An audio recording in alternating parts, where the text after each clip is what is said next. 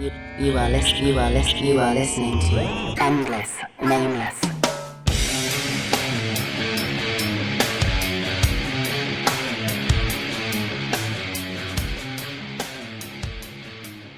Hi, I'm Maya Jones, and I didn't have any friends when I was 13.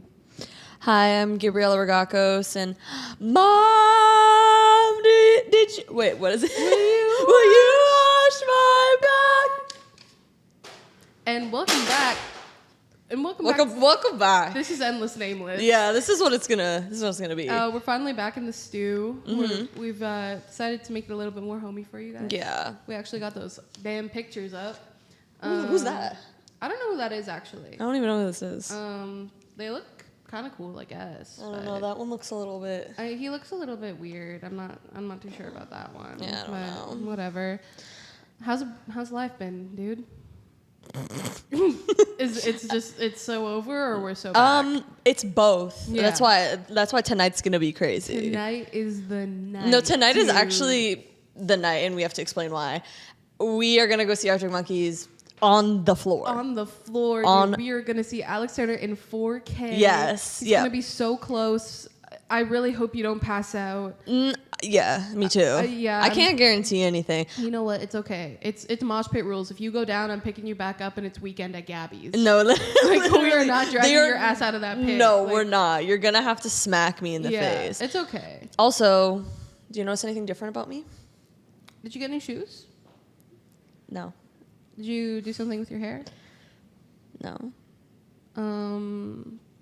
Oh. Wait. Is that the moonlitmiaa 3000? Did you get it? I got. Oh my god! I got the moonlitmiaa 3000, guys. They only made like a few of those. They How only did made you a get few. That? I can't say where I got it, but Pizza gave it to you, right? Pizza gave it to me. Okay. Yeah. Yeah. I will say that. Fine, if you're gonna be honest about it, but yeah. So life is going.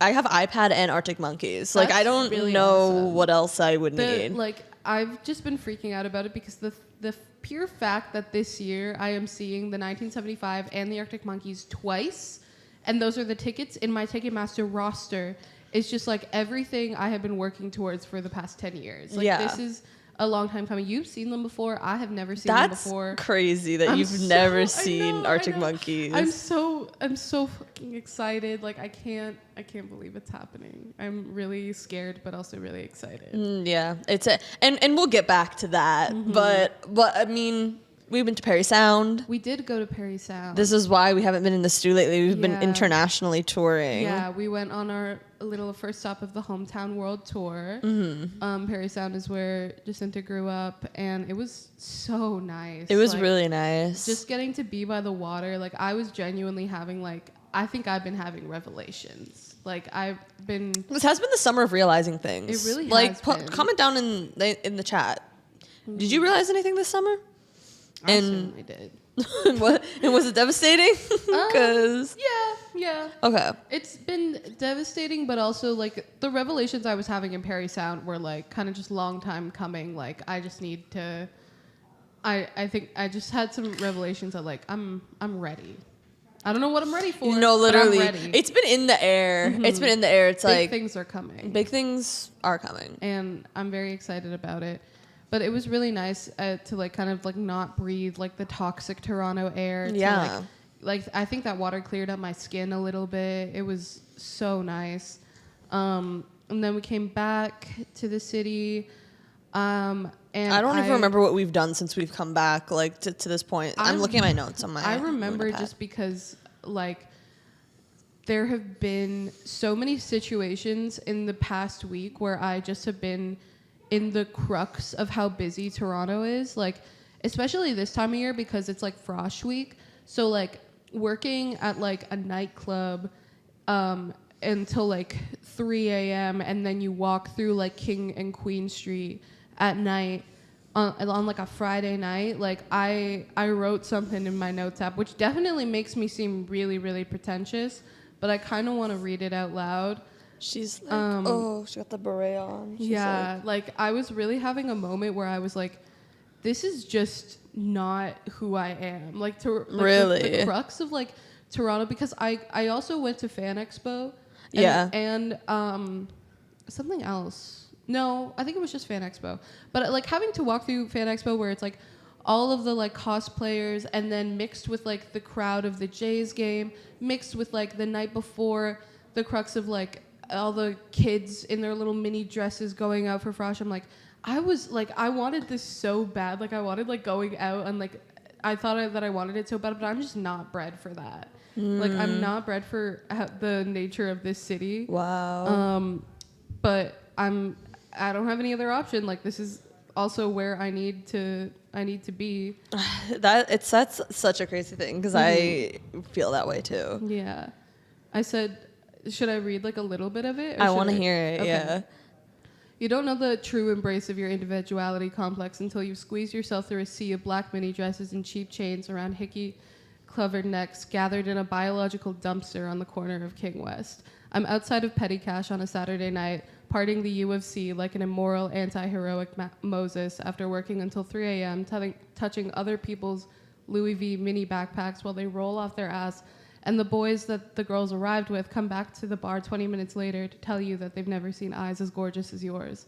I wish I remembered who came in with who so I could save these girls some energy, but all of their faces begin to blend together. I'm hungry, tired, afraid, and I'll be honest, a little bitchy. The street is packed with people your exact age, and you've never felt further from a demographic. They might as well be from another realm. The words "always an angel, never a god" repeating through my headphones as I realize the obvious horrified expression I'm carrying throughout. How can they not see that I'm trying to move?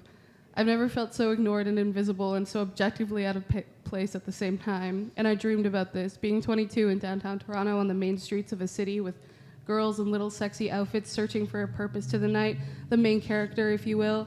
Yet, as I push my way through these reflections of my teenage daydreams, I'm realizing there's no way I was bred for this. Oh my God, how have I never realized this until now? I was not made for this place. I grew up passing time by the train tracks and in graffitied sewers. I crave the comfort of a dingy dive and the embrace of my inner masculine. If I want to find love, I know the depth of the city, isn't it? I didn't know it was like that. I didn't know it was like that, though. First of all, that was really well written. Thank you. That was really well. I thought you were just like, I'm walking down the street right now, and it's a little crazy.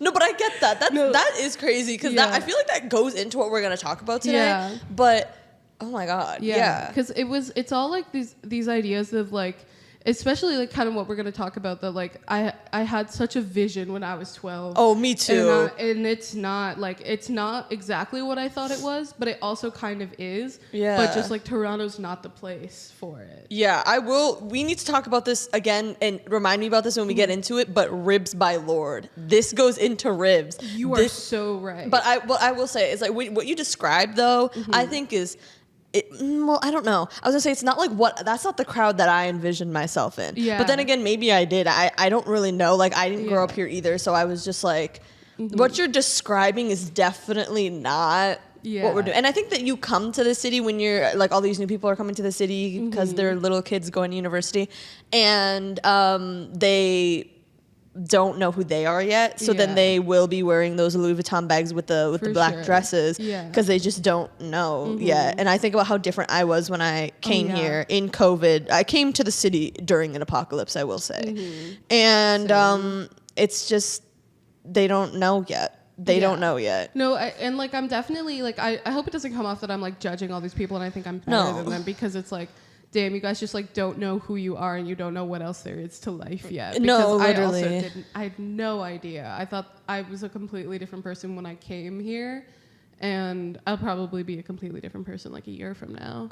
I agree. Yeah. I know. There's something about coming to the city being like, oh, this is it, and then being like, maybe not. Maybe not. This isn't it. Like, yeah, I definitely had it. Like, I had like total visions of me being in like a building with like the floor to ceiling windows looking out at like the city, and I'm like glammed up, and then there's like cool like crowds of people, and it's like, no, actually something like the reality of what I want is just so much like grungier, and like, I want the DIY shows. I want the I know. I think I wanted that too subconsciously, and I didn't really understand it that I kind of wanted a culture that isn't really there. Like I don't know, and that too. Like sometimes you think like I could live in this like nice apartment, this like clean, freshly made apartment, and I could be like on the 13th floor, and I'm like.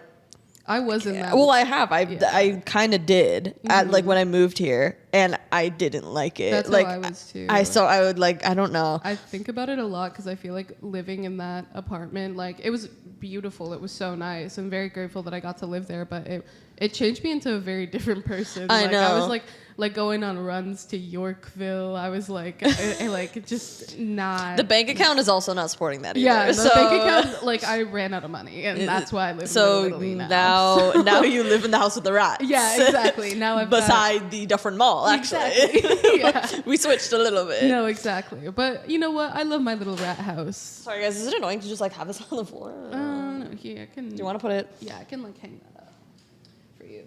But yeah, like what we're talking about today is literally I had the 2013 of it all. The 2013 of it all. Yeah, because I feel like that's the moment in my life where I like gained consciousness of like this is what I'm gonna do. Yeah. Like I'm gonna like go to the city. You know, you want to find love, and you know where the city is. Exactly. Like I don't there. How do we begin? How do we even begin? We could start off with like how it all started for us. Yeah, because I can't remember. I remember specifically. Okay, you say yours because I can't remember. So I was 12 years old. Yes, and it's really late at night. I should have been going to bed, and I had just gone. It was the summer before grade 7, and I had just been through like a really traumatic, like life-changing experience, and I was on the family computer going through YouTube, and I hear The Love Club by Lorde. In I think it was like it was a Bethany Moda video. I was watching the Back to School series of all those little girls. Some may know. Some might be familiar with that. And I hear The Love Club by Lorde, and then I'm like, what is this melody? Like, who is this person? Listen to the full EP. I'm obsessed with it. And then I think it progressed into like music that Bethany Moda was suggesting. So I think it went from Lorde to Cage the Elephant. And then Cage the Elephant like unveiled this. I was like, what the hell is indie rock? What the hell is alternative rock? And then it was the 1975. It was Arctic Monkeys. It was The Neighborhood. It was like the big three. The big three for real. I think what I don't remember how I found Arctic Monkeys. I have some leads, but I don't know. But I remember that I saw Sweater Weather in a room video, like a tour of my room video on YouTube. I remember that. And I remember Maeve showed me The Love Club at my god sister's house. Awesome. We were all hanging out, and then we're in her room, and then she's just like, no, like check this out. And then she plays The Love Club, and I'm like, that changes that. You reminded me that it was like kind of The Love Club too that started it, but I would listen to that like before school. That would be my getting ready song. Like it suddenly becomes like fall 2013 when I hear that song. 100%. I don't know when the EP came out, but I think like I was listening to it. The EP came out in 2012. Because I was like, I will be honest, I was a little bit late to everything. In Mississauga, they have this thing where they don't have any culture, and I have to find things like 5 years late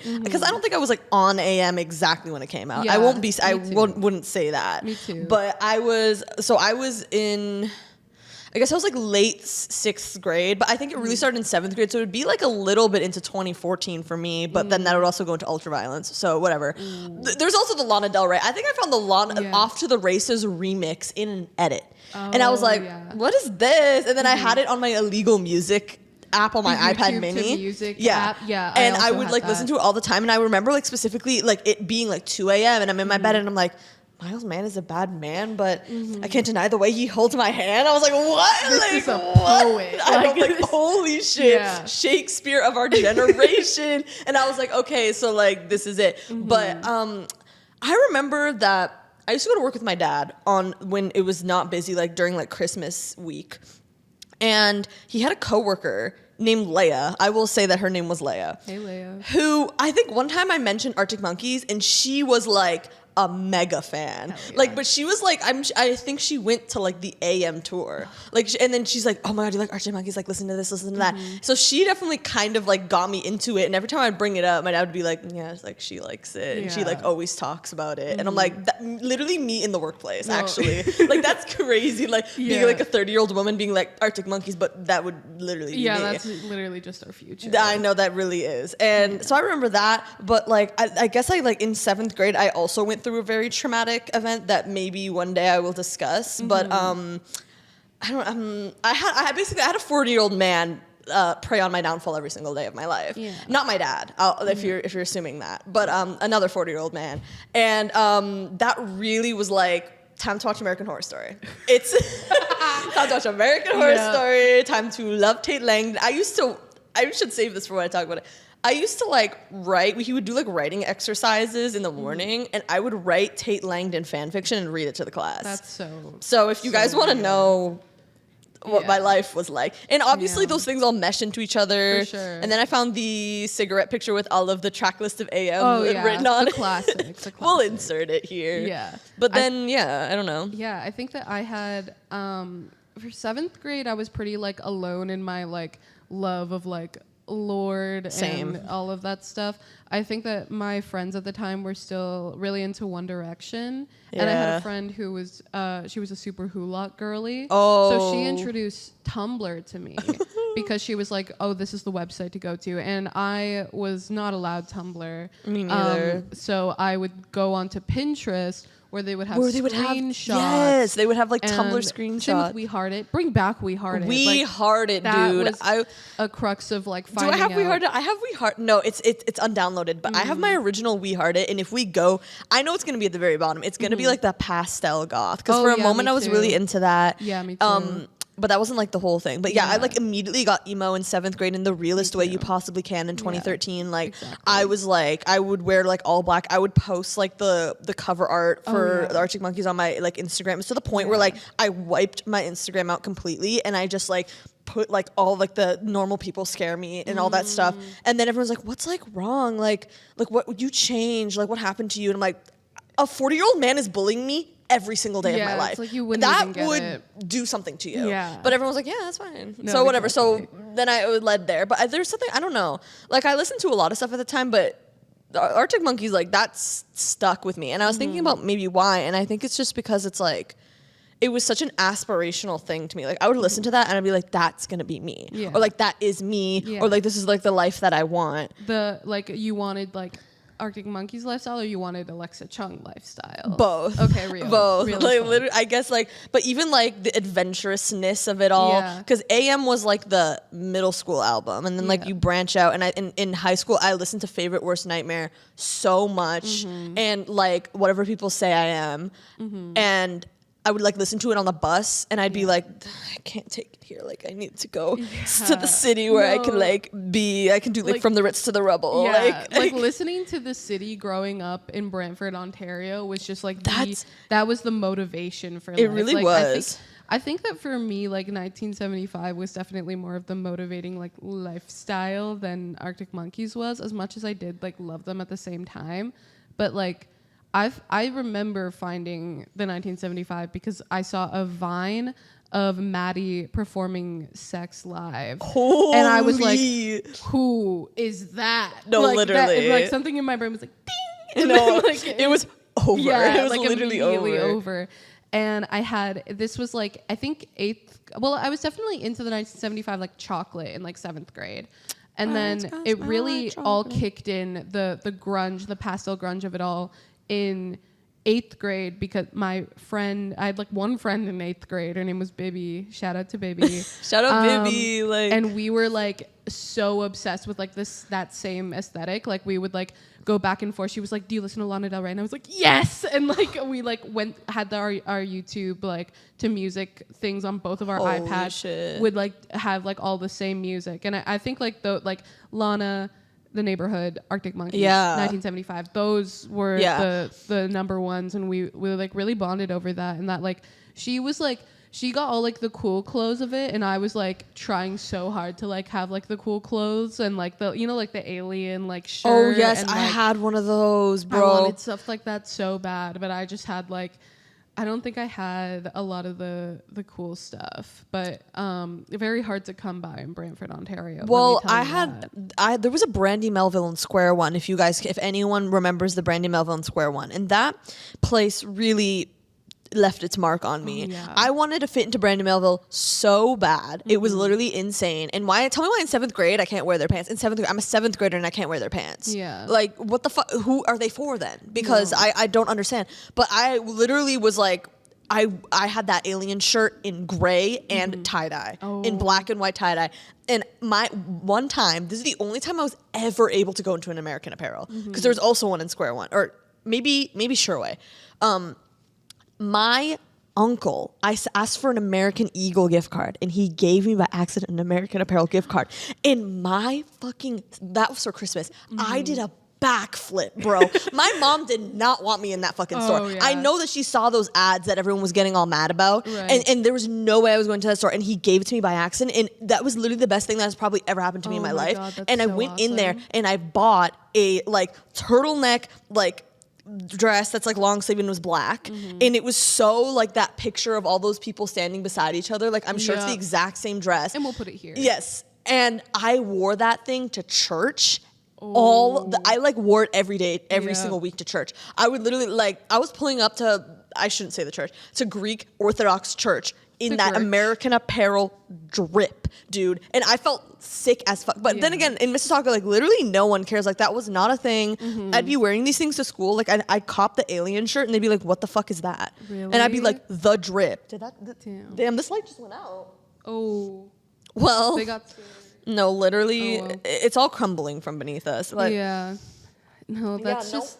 No one cared about the drip. No one cared about Arctic Monkey. Like, if I wanted to go, even into 11th grade, I couldn't find a single soul to go to the Arctic Monkeys concert with me in high school. I went to a high school with almost 2,000 people, and not one of them liked Arctic Monkeys. Big high school. Oh yeah, no, I went to like a nightmare Catholic high school that like had everyone wanted to go to it because it was like a good school. But how can it be a good school if there is no indie sleaze bitches in it? No, exactly. I don't know. I went to my school was maybe like 1,000 people max. It was super small, and there was like a group of kids who were like the like artsy like grungy kids, but I like legitimately felt like such a loser. Like that I was like nah, like I cannot like be friends with y'all. And they would like post like pictures of them like with like all the saturation down to 0, and they would have like the like pumped up kicks in the background of their like pictures, and I'm like, guys, please, like just one chance. And then I didn't end up making friends with them. Was really like I did have one person I was in cahoots with who I will never speak on, but I was in cahoots with about the 1975, who like unfortunately introduced me to the 1975 because like I knew about it, but my little small like 7th grade brain is like, no, you can have like Arctic Monkeys or 1975. Like I don't know, for some reason they were kind of pitted against each other. They were, but I don't think that they ever cared about each other. They're like, literally like, you can't do one without the other. Yeah, exactly. Like so I never really listened to them until like later on. Like I was aware of like some other stuff, and then that made it even worse. And I went to but listen, I have to backtrack because we're not done with in 8th grade I was in my normal era. Okay. I decided I'm going to be normal, and I dressed normal, and I wore Roots pants every day because that's what was normal in Mississauga, and I straightened my hair, and I put foundation. I put MAC foundation on, this like hella cakey one on every. Do you remember the Maybelline like BB cream? The, cream remember Baby Lips too? That's kind of goes into all of it because you would take your aesthetic little Baby Lips picture and be like an EOS, and you would be like, I had like a little bucket filled with me EOS. too. I was obsessed with that. I was like, there was some things in like life in 7th grade that you needed so bad that you would cry to your mom about. 100%. And one of them was EOS, and the other one was Brandy Melville Alien shirt. That still is a thing though, because like my sister, when she was in 7th grade, like would literally be like, Mom, like you don't understand, like I need to go to Lululemon and get like these pants, and like, so it still is a thing where like for some reason in 7th and 8th grade you have to have a certain like thing. Yeah. There has to be something that you're like obsessed about. Yeah. I don't know, because my siblings like literally cooler than I ever was, so they don't give a fuck about any of that stuff, and they're not like begging and pleading for me like I was to be like, please like give me this thing so I can be cool. And then later on in my life I did get an American Apparel A-line denim skirt, and I still have it somewhere. But that was like past its prime. But anyway, so in 8th grade I get like every day I would grip onto my physical copy of Wiped Out by The Neighborhood, like to the point like it's like ruffled at the edges. Like it was so, I did listen to it every day in the car with my dad. My dad loved R.I.P. to my youth, and I was like, if I don't go see them, I'm gonna kill myself. Like I'm literally, but they weren't coming to Toronto. And then one day my dad's like, okay, let's go to Buffalo and see them. And I was like, so sick. Best day of my literal life. Yeah. Also in 8th grade as well, Jesse Rutherford reposted my photo. No way. I drew a little outline of him, and he was posting fans' outlines and pictures of him in the same style, and he reposted my photo. And oh my god, like, I forgot that was a thing where you would like do like a trace of like a yes. picture. Do you know what I'm talking about? Yeah, I know exactly what you're talking about, because I made my like profile picture a picture of me that I had like traced outlined. It's literally like exactly like that, and it was in black and white. Yeah. And I did No, it, I know and exactly he what you mean. reposted it, and he looked at my account. And I have this... Listen, I'm gonna start to sound crazy. Okay. But anyways, that happened. No one gave a shit. I wrote it in my 8th grade, like picture that I had to make. Like we had to make a little like montage where we put like a bunch of like photos and like accomplishments we're proud of, and we stuck it on the wall for grad, and all of our parents would go and take pictures. Mine said Jesse Rutherford reposted my photo. That was the greatest thing I was like proud of. I completely understand and that. No one cared, but it was literally the littest thing that ever happened to me in my life. And then I went to the concert. I went with Maeve, and we drove all the way there. I just couldn't, because of my first general admission concert, it was the craziest. It still to me is the best concert I've ever been to. Like even though I don't really stand for The Neighborhood that much anymore, like Jesse Rutherford really pisses me off now. Yeah, you're kind of a freak. No, he really ruined it all. But it was like, it still was the best concert I ever went to. And there was a moment where he looked at me. I promise I can get my dad on this podcast to confirm, but he saw when he stopped and looked at me and I looked at him. This sounds like I'm crazy, and it sounds like I'm like delusional and being silly, like, oh my god, like Julian Baker looked at me. But it was this weird ass thing where I felt like I was like making eye contact with him, but I couldn't really tell. And I was like, damn, I'm crazy. Like I'm literally insane. And then my dad in the car brought it up, and he's like, he recognized you. And I'm like, oh, don't say that, because I'm literally say that to me, because that'll rewire everything in my brain. And I'm like, you're kidding, right? Like you're making fun of me. And he's like, no, like it was this weird ass moment when I'm like, maybe he just saw my Instagram. I still think to this day Jesse Rutherford knows who I am. I still think to this day, it was the craziest thing, and all this was happening in 8th grade, and I got no clout from it. Damn. Imagine if I went to a school down here, bitch, I'd be the queen. Oh, you absolutely would. I would be the queen of the neighborhood. But anyways, Neighborhood was definitely my favorite, and I went to go see them again in high school. Oh my god! You ever see? When did the first time you seen The Neighborhood?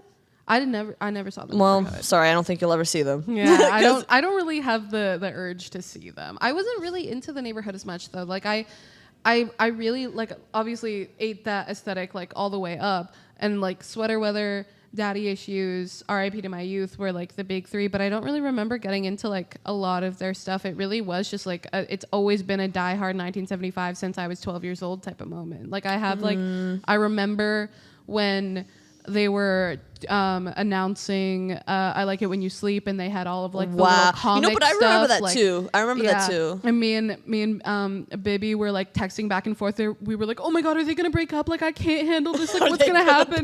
Like we literally thought, because like they would have like the comic book strips, and it would be like old Maddie killing new Maddie, or like stuff like that. And I was like, remember that. Yeah. And I literally thought that it was over for me, and I was already heartbroken because Zayn had left One Direction and they were about to go on hiatus. Not a good time to be joking about that. So I was like, you can't get rid. Like I'm using this as my like this is my rebound from One Direction. Like I need you guys to stay together. And then they did I Like It When You Sleep, and I have so many good memories of just like driving around with like my dad, and like we This Must Be My Dream, we would listen to that all the time. Like that was like a key album to like the beginning of high school for me. And then like all of their albums, honestly, like just soundtrack so much of my life, and like it really does. And I'm sorry, guys, like I'm gonna eat up Maddie Healy every single time. No, I'm sorry. That's so you know sorry. what, we'll do a 1975 episode closer to the concert day. Yeah, that's true. But I think I don't know. I'm trying to like remember like a timeline of it, but it really does. I think, and also Pure Heroin. When I was like, I had a realization. I had this realization in Perry Sound, guys. I realized, and I didn't get to say it, that one of our lights went out too. Like, are you kidding me? Oh, right. This is a signal. This is a signal that tonight I will meet Alex Turner. this is like the upside down is telling us. I've literally been thinking about it like so hard, like since we like figured out that we were gonna be going to the show, where I'm like, I have to see him. Like, I have to like bump into him. Like, I have to. No, I don't want to meet. I'm putting it on the record right now. I don't know what's gonna happen. I don't want to meet him because he is like he's lived in my mind as this idea for so long, and I know that motherfucker is not real. Like that's the best way to put it. But he's genuinely like lived in my mind so long as like this idea, this like, I don't know, this like man who like is just like, he does not defying the expectations of what I think men are. Yeah. And this is crazy because he's a real person. He is not a good person sometimes. Like if you actually look into like his relationship storylines, not very the best. But I don't even want to hear about that. I don't even want to listen. I don't want to read stuff about him in real life, like he cheated on so and so with so and so. I don't want to hear it. I don't care. He is that little picture in my hand in 7th grade in the book of the AM CD. That's who he is to me. And that's why I don't really want to meet him. Because I don't want it's like a never meet your heroes type of thing. Like you have, and I don't have that very often with other people. Like I think I would really want to meet Lady Gaga. Like it would be hard for me, but she is like a hero. Like ew, but she is. But with him, it's just more of like he was like this person in my life who like really like helped me in like when I was like an emo little teenager and I was having rough times with everything, and he was just this like ideal. And I don't know, you know what I mean? Yeah, I have so many. 8th grade was interesting for me because I went to a school where I did not have any friends. I was bullied so badly. I was homeschooled for a period of time, and then I went to a public school where I was friends with Bibby, and that was like, okay, finally, like somebody gets it.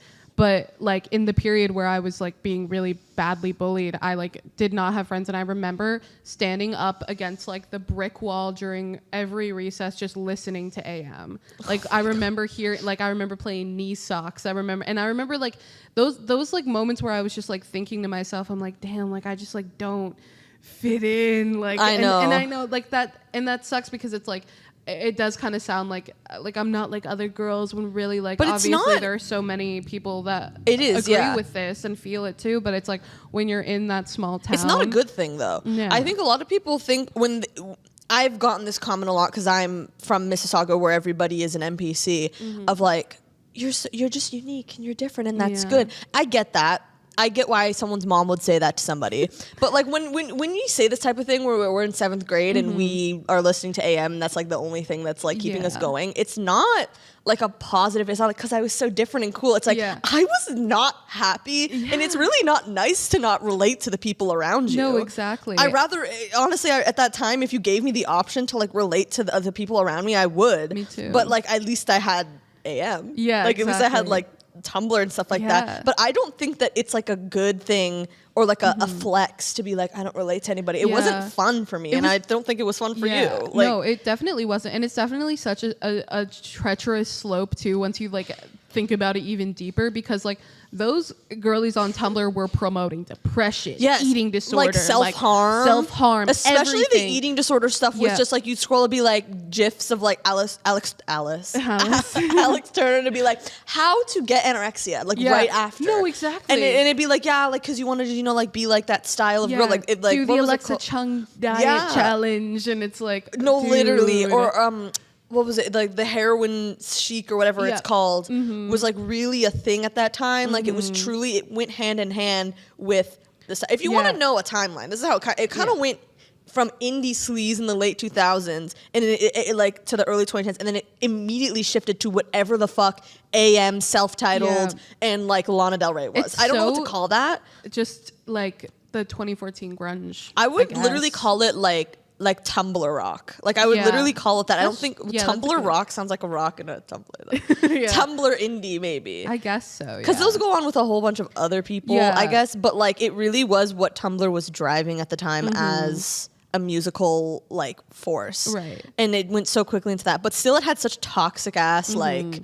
ideals. Yeah, because when you're already in the trenches, like feeling so like nobody like gets it and like you're alone and things, going online and seeing like everybody else be so depressed, everybody else like talking about an eating disorder, and then you're like, damn, so this is like the only option. It's a North Face jacket and Uggs or this. I know, like what's going on, man? Like it's either the fucking Aritzia jacket and I go to competitive dance, or I have an eating disorder, or both. No, exactly. It's actually like the treachery of that. People don't talk about how like deep it actually really is truly to be a preteen. I think like teenage girl, but a preteen is like really, really hard. And that's why I feel like I really owe it all to these albums, literally, because they really did it. And I sound like such a stupid like Twitter stan right now. Like, I'll be honest, I know I do.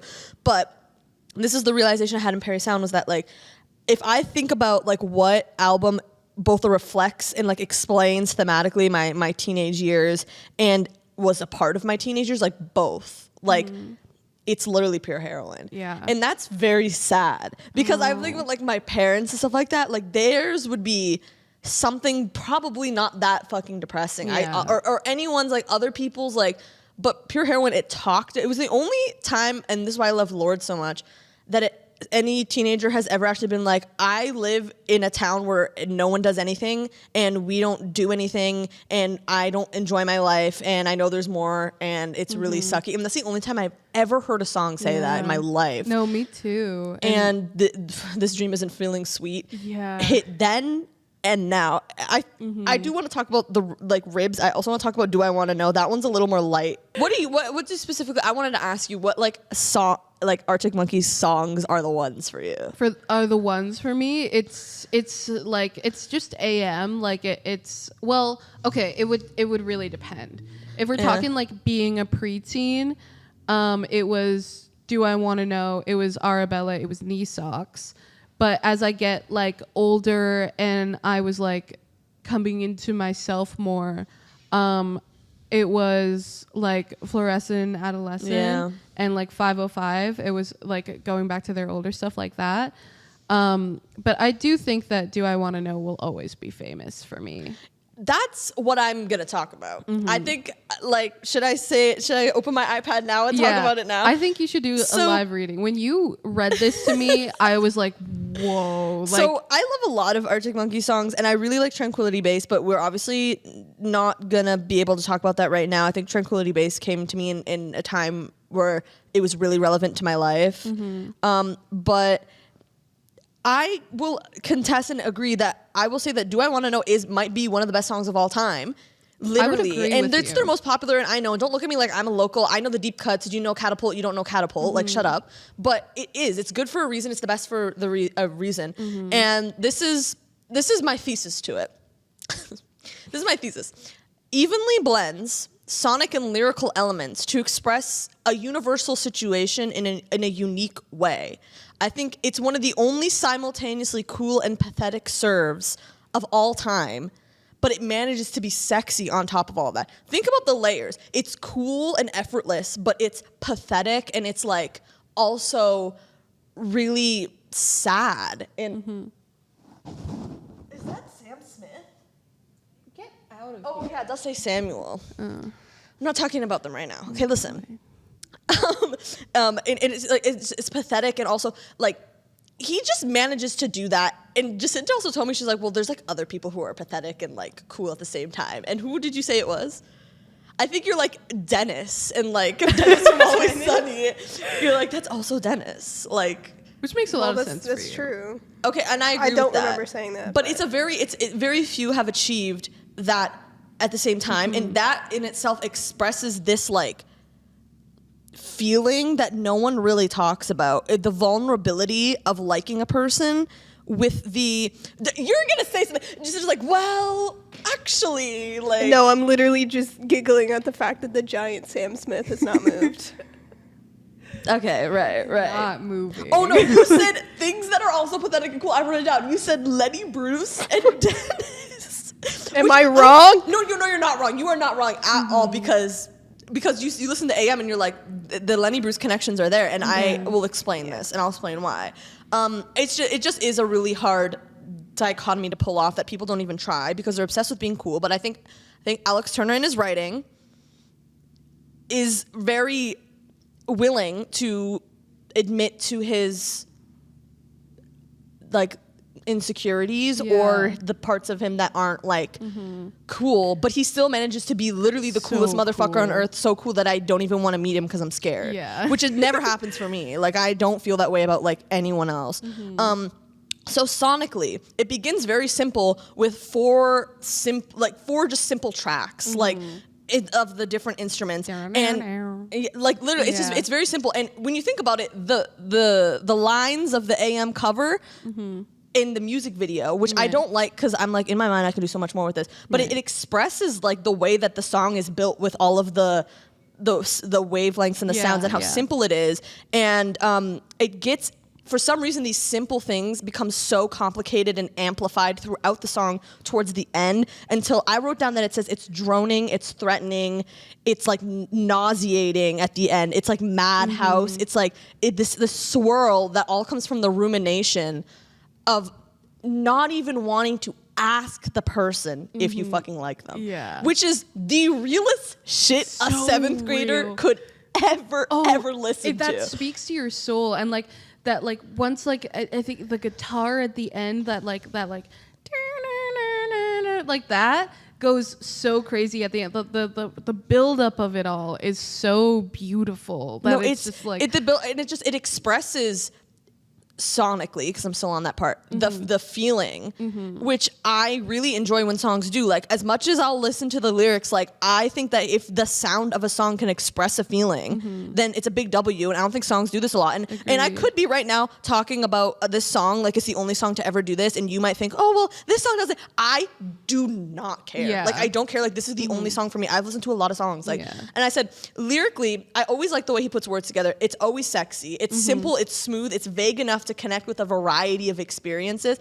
And I just think that the best part of the whole entire song is the fact that it ends up where it does at the end, and then it just goes silent with like one little note. Amazing. I can't believe I'm going to see this song today. I'm going to freak out. I'm going to freak out. I'm literally going to maybe freak out. This is a bad idea talking about all of this, because I'm just like, now like it's all coming together where I'm like, oh my God, like I really was just like a sad little like kid, and I had like a leather bomber jacket and my like broken Apple earphones, like blaring this song, and I was like pretending for something to happen to me. And you know what, you're pretending to be cool and confident, which I definitely was at that time. Me too. And that's exactly what the song is. Like, it's this big like rock guise of like him with the slick back hair, but when you listen to the lyrics, he's like, I am literally falling asleep drunk, spilling my beer all over my couch just thinking about you. I understand that so well. Like, he's like, I can't, like, I actually, like, when I go to sleep, I dream of you. Like, you drive me so insane that I'm losing my mind and I have to be hospitalized. I get that. I get that so hard. But isn't it so crazy that he manages to be so cool when he does that? Yeah. And that's just what happens when, I guess I've always just really appreciated things where people are authentically themselves. Yeah, I think we were talking about this in Perry Sound too, because I was talking about how like there is something about his art, like his artistry and his songwriting skills, where it's like he writes about love and longing in a way that like I feel like men feel a lot but just don't talk about. Yeah. But he writes about it where it's like, I'm so insanely down bad, and I'm sure like guys like listen to that and feel it too. Yeah. But it's just not talked about, but he's somehow still cool. Like, and I think that maybe that is just like a female gazy like type of thing where it's like, that's so cool that you're pathetic and open about it, babe. Like, that's so hot. I know. And I think also it was the way that he talked about women that I just didn't hear when I was that age. Yeah. Like, the love letter to Alexa Chung. Oh no. Stop it right there. Bro, the way that I was like reading that on my iPad mini in my bed in 8th grade, printed crying. out. I was on my wall. Like, I was obsessed. No, it's just like, is that? And I think like to people who aren't really, who like had a life when they were a kid, this could all seem a little bit too much, but like, bitch, it's gonna work if it's gonna work. Like, it's gonna do something for you if it's gonna do something for you. And that's why, and I think that it could be one of the best songs of all time because it manages to do that on both ends, and it expresses I would strongly agree with you on that. At least like a really influential song of this decade. And also for it to be rock and roll, like single-handedly bringing that back, which I will always believe in. Yeah. But anyways. Yeah. Solid song, solid album. 10 out of 10, man. I just think it just did something that like nothing else can do. And I'll die on that hill, and I'll never leave an amazing moment in time, and it is very crazy to now go on TikTok and see little 14-year-olds being like, imagine being our age in 2014. Like, it would have been so cool. And it's like, it actually wasn't so cool, but like, you did miss out. Yeah, you did miss out. But I will say, there's no children watching this, but when I see kids feel like that, I would say, like, enjoy the stuff that you have now. Yeah. Because it will become iconic. I think you have some iconic things. What do you... You probably do. There's probably some like underground like things that the younger kids listen to. Maybe like Inhaler. Oh, I do know Inhaler. I feel like maybe like Inhaler could be like something. Inhaler similar. used to open for Arctic Monkeys. They aren't doing it here. That would have been too much for me. I do like some of the Inhaler tracks. They're pretty good. Yeah, but he's a nepo baby. That's true. That's fine with me. I'm just like bringing that up. Yeah, exactly. And I mean, I'm not like into like I'm not underground enough to know what like the kids are doing right now. But if you want to let us know, what are you listening to? I mean, there are definitely. I don't think that there's any like rock artists that are cool that I'm. But like I feel like Lana Del Rey is so like adjacent to all of the stuff we're talking about. Like she's definitely tied in, but she's almost separate because like there are like my sisters are like loving Lana still, and like she's still releasing music. And it's almost kind of a similar type of thing that she's doing. Like she's always gonna be that girl. Mm-hmm. So I think that she still will be like the moment for that generation. Yeah. Do you want to talk about Ribs? Yeah. Do you have any songs though that you have a rant about? I think like The Love Club by Lorde will just always be that like I'm in a clique but I want out. It's not the same as when I was punched. Yeah. And then Lorde also saying I'll see the veins of my city like they do in space. Like she also, I completely agree with you. And like Lorde Pure Heroine was like such a moment for me. Like I just remember like it, like that is like the album where it's like it's fall, and when we were listening to it in Perry Sound while like it was like morning and like we were all like all together. Oh, when I was like, like, oh my god, that's so cute. I have like friends now, and we're like all listening to Lorde. Like, oh my god, I'm like gonna cry. I know, me too. Like when you were like talking about it earlier, I was like, don't cry. Like don't cry. Because like, what I'm gonna say too that might make you cry is like when I was listening to it as a kid, I didn't realize how it applied to my life in the sense of like a world alone. I think I know we're not everlasting. We're a train wreck waiting to happen. All my friends, all my friends, and there was I don't remember if it's in White Teeth Teens or something, but there was some. I think it's in White Teeth Teens where it's just like. Oh, it was something about like I'm with these people right now and I don't know that this moment will be gone forever and we really aren't like friends and this is just like a circumstance thing. Damn, I was listening to that being like, yes, and I'm like, that's your life, bitch. No, like that's literally what you're going through. And And Ribs has this, and people made TikToks about it. Has this dual effect where it is able to apply to you when you're 13, and then you grow up. And then you realize, again, it has that double meaning when you are like almost 10 years out of it. Yeah. And you're like, oh, like this dream isn't feeling sweet. Yeah. Both times. Like, cause for me, that meant when I was 13, I'm like, this like teenage dream of like, I'm going to be a teenager isn't good. And like now I'm like, I kind of got to the point that I wanted to in my life. Like I literally like, achieved what I wanted. I moved and I did this and that.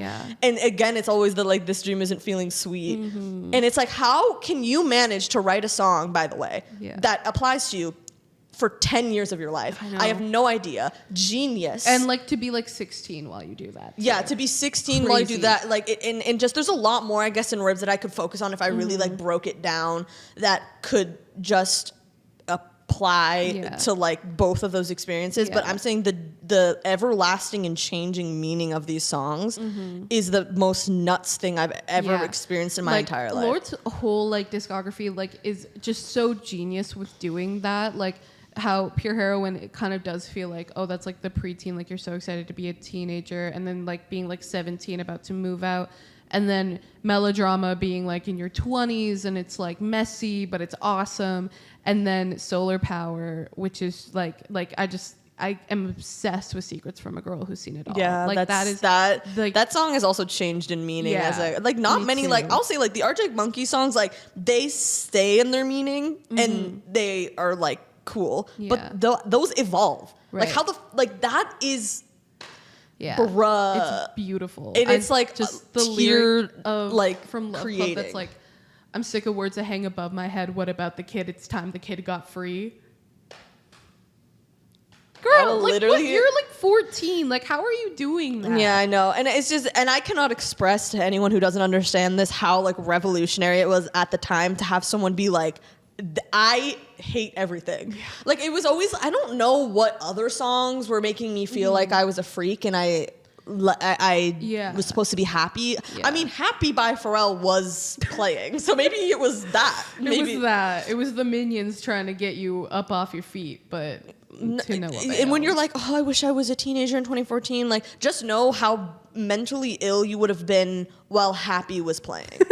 That is the worst combination. Blurred lines is blaring through like, and you're just like, wow, like I feel like ever since I've gone through puberty, everyone is like staring at me and looking at me, and then Blurred Lines starts playing in the fucking mall when some guy's looking at your boobs. No, exactly. That's what it's like to be a teenager in 2014. If you would like to know. And then there's like a group of girls outside of the Brandy Melville like whispering and laughing, I know. And then you're like, what about the kid? It's time the kid got free. Like, come on. We need to end this on a lighter fucking note because this is just like. But like that's what Secrets from a Girl Who's Seen It All is. Like we've like come out of it, and it's 10 years plus later, and we're still here. We're still here. We're still walking through King Street feeling like little weirdos. But I think like it's better now because I've just accepted like, oh yeah, that is just who I am to my core, and I could never be anything else. Yeah. Maybe this is just a me thing, but how have you guys gone almost an hour now and not brought up Troye Sivan even once? Leave this blue neighborhood. Troye Sivan was also. I didn't know a soul who knew who Troye Sivan was until you guys. I might have to leave Troye Sivan for like when you come in to talk later because that's very tethered into like our like. Like, oh my god, dude. I will say that I would watch those the Blue Neighborhood trilogy and be like, have some compassion, because it really affects people. I would be like so like pissed about that. Dude, oh my god, I remember seeing the Blue Neighborhood album announcement, and I was in grade 9 religion class, and I went, oh, like I was so excited. Lots happens in religion class when you think about religion. it. I used to listen to that 9 Inch Nails song in math class. Closer? All the time. Yeah. I used to do that too. Yeah, like I would walk into math and be like, this is a 9 Inch Nail situation. It really is. Like, it really is. Why don't we close it off by asking what is the most like goofiest ass 2013 ass thing you ever did? Like the most like embarrassing thing. I would say it's got to be like going into Sunrise Records in Brantford's Linden Park Mall just to take pictures of you looking through the vinyls. Dude, I did that too at the Urban Outfitters at fucking Square One. Yeah. I had like 2 like neighborhood albums in front of my head, and I was wearing an Adidas crew neck sweater, and I had like my crossbody bag that my mom made me wear, and it was and I was like, this is the one. Yeah. This is the one that's gonna make me famous. We should put both of the pictures up because I also have a picture like that where I was like, this eats, like this is so good. And then like I wanted, if we had more time, I wanted to go through like my old Tumblr and because I still have my grade 8 IG and I have my Tumblr from back in the day, and I wish we had more time so I could go through it and I could show y'all like what I was doing. But I was committed to the feed. I had a color scheme. I also had an Instagram fame era where I would post I would grid post, so like each column was a different like vibe aesthetically, and I got like a good amount of followers from it too. Wow, the way that we planned this out, we're like, we're gonna talk about we didn't even get into my Star Wars editing account, dude, because that would have been in the Tumblr of it all. I mean, we gotta do another episode. I know. I didn't realize like how serious this was gonna be. Yeah, but you know, I will say that when I was in 8th grade, we had to do a PowerPoint on a music genre, and then I got I think I got like Spanish music or something. I got something. I don't know what it's called. I'm sorry. I I don't know. I got Latin music. Why did I say Spanish music? I got Latin music, and I'm like, and I went to the teacher. I'm like, what if I did alternative rock? And then she's like, that's like not really like a genre. It's like a subgenre. I'm like, I'm gonna do it alternative rock. And then I showed up to school like in like my indie sleaze ass outfit, so lit. And I did a PowerPoint on the Arctic Monkeys only that. Like I think I mentioned like one other person, and I made everybody watch the Do I Want to Know music video in my 8th grade class, and I was like, yeah. And everyone's like, what the fuck are you talking about? Like, that wasn't even about the genre. It was about them. Like, I was like, so good. And I'm going to find that one day. I'm going to find that PowerPoint. Damn. Now, like, you're bringing up memories where I'm like, am I, like, literally making this up? Because I feel like I also had moments where, like, any opportunity to talk about the 1975, I would. And I still do now in school. But I think in 8th grade specifically, I feel like I did something very similar. Well, we probably have a similar curriculum. So maybe it was like a music presentation. Yeah, there was also girls who did K-pop. So how bad... how bad could it really have been? How bad could it really be? Yeah. I'm just going to go onto my moonlitmiaa pad and check what my media for this week is. Because we got to wrap We do got to wrap it up. We have a concert to go to, We really do. I think I'm gonna give you guys like a B tier Arctic Monkeys deep cut. I really don't know what a deep cut is for people because I don't know like how into the. I think that the average person just listens to AM. Yeah. Like, okay, I will say, Humbug is probably my second favorite. No, it's tied with Tranquility Base, and my favorite song off Tranquility Base is actually no, I can't choose. I keep extending it. Star Treatment, I Just Wanted to Be One of the Strokes, Now Look at the Mess You Made Me Make. Science Fiction, I Want to Stay With You, My Love, the Way Some Science Fiction Does. And Potion Approaching and Dangerous Animals are my favorite ones off Humbug. So listen to those of the time. I'm going to go with, I'm just looking at my 2014 playlist because I want to give some like on-brand suggestions. I loved Badlands when it first came out. When I first went into grade 9, I walked into that building listening to Young God, and so I think I'm gonna suggest that. Champagne Coast by Blood Orange, that was another deep cut for me, as well as let's say Beggin' for Thread by Banks. When did that Blood Orange one come out? That was I had to have been like a 2013, 2014 because it was on the Palo Santo soundtrack. I didn't know it was that old. Yeah, it goes back. Did you listen to Beggin' for Thread by Banks at all? I did a dance to a Banks song. I did a contemporary dance to Brain by Banks, and it was one of my favorite. I think it is my favorite ones that I ever did. Damn, I'm kind of bummed that we didn't get into the YouTube of it all because like YouTube was so like that like Troye Sivan that like we will have to save it for a separate thing. Like OTP, like all of that is it's all so integrated within each other. We're just gonna have to do a second part. We're just explaining. I just spit so crazy. No, me too. God. We kind of spit together. Yeah. That was really cute. It's really cute. The molecules started like holding hands. Aww. Yeah. But it all goes so deep, and I'm just explaining all of my lore, explaining why I am the way I am. Yeah. Okay, so I have to go text on my iPad right now, so I have to leave. I have to go shave my entire body just in case before the concert. And I have to go clear some space on my iPad so I can record Arctic Monkeys like this. Yeah. So bye. Bye. See you later. You are listening to Endless, Nameless.